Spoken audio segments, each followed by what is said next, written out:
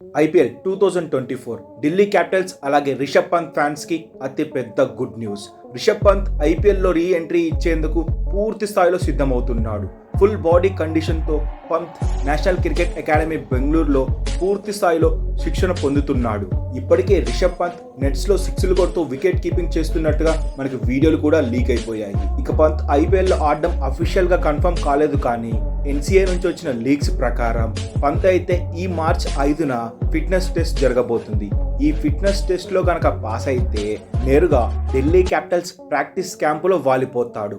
ఈ మార్చ్ 5న జరిగే fitness test లో రిషబ్ పంత్ ఖచ్చితంగా పాస్ అవుతాడని గంగోలీ చెప్పుకొచ్చారు.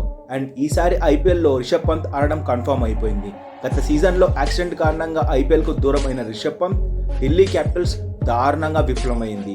14 మ్యాచ్లు ఆడితే కేవలం 5 విజయం సాధించింది డేవిడ్ వార్నర్ కెప్టెన్సీలో.